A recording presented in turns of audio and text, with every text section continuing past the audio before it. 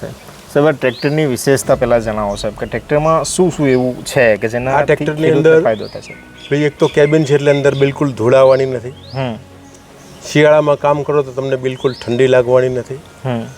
અને ઉનાળાની અંદર કામ કરો તો બિલકુલ તમને ગરમી લાગવાની નથી. આ કેબિન હતું ત્યારે હું લગભગ ઉનાળાની અંદર 4 વાગે ટ્રેક્ટર ચલાવતો અને 8-9 વાગે બંધ કરી દેવું પડતું. કારણ કે ગરમી એટલી બધી હોય તો આપણે કામ ના કરી શકીએ. અને આપણા વિસ્તારની અંદર અમારા વિસ્તારની અંદર ગરમ પવન પુષ્કળ આવે.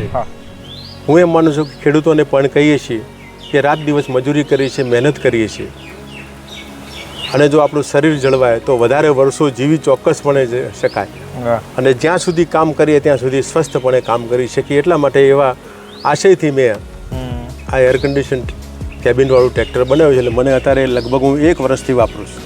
આની અંદર રિવર્સ કેમેરો પણ મૂકેલો છે, એટલે પાછળ ઇમ્પ્લિમેન્ટ ઉપર કામ કરતા હોય તો આપણને આગળ સ્ક્રીનમાં પણ દેખાય. તમે ટ્રેક્ટર ઉપર બેસી ના શકો, લાઇટ કરો એટલે એટલી બધી જીવજંતુ આવતા હોય છે. આ ટ્રેક્ટર બનાવ્યા પછી મેં રાત્રે કામ કર્યું તો ચારે બાજુ કાચ ઉપર જીવજંતુઓ પુષ્કળ લાગે, પણ આપણને જીવજંતુ ના, એટલે રાત્રે પણ ચોમાસાની અંદર કામ કરવું હોય તો ખૂબ સુવિધા સાથે આપણે કામ કરી શકીએ.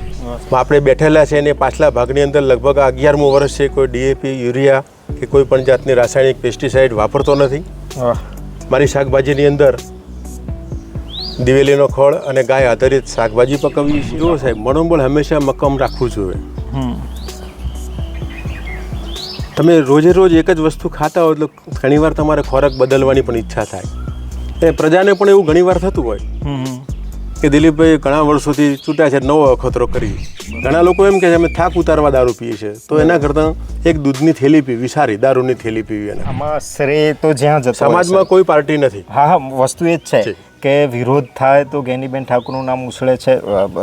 સન્માનની વાત હોય તો પણ જ્ઞાનીબેન ઠાકોર હોય કે બીજા નેતાઓ, એમની વિરોધ તો થાય છે. વિરોધ તો થવાનો સાહેબ. હા સાહેબ, હા, કારણ કે લગ્નની અંદર ખોટા ખર્ચાઓ તો બચાવવા જ પડે. ટ્રેક્ટર લાવ્યું હતું મેં તો પહેલું ધર્મના કામની અંદર મારે કામ લાગ્યું. જ્યારથી મેં કેબિન બનાવ્યું ત્યારથી હું દિવસે 12 વાગ્યા સુધી પણ કામ કરી શકું છું. સંત કહેવાય એવા સદારામ બાપુના સાનિધ્યમાં અમે એક શિબિરો કરી છે. લોકોને દારૂ નહીં પીવા માટેની પ્રતિજ્ઞાઓ પણ લેવડાવી છે. અમારા નોરતાવાળા બાપુને પણ અમે ઘણીવાર આવા ભજનોમાં બોલાવીએ છીએ. અને ક્યાંક લોકોને છીંકણી પણ બેનો બંધ કરે છે, કોઈ બીડી બંધ કરાવે છે, કોઈ દારૂ બંધ કરવાનું પ્રમાણ તો બહુ સારું ઓછું. એ હવે ધીમે ધીમે ઓછું થઈ ગયું.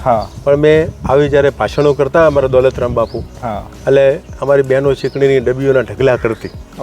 કોઈ દારૂ બીડી પીતા હોય તો એ બીડી પીવાવાળા પણ ત્યાં આગળ બીડીની ગળીઓ છોડી દેતા. ખરેખર?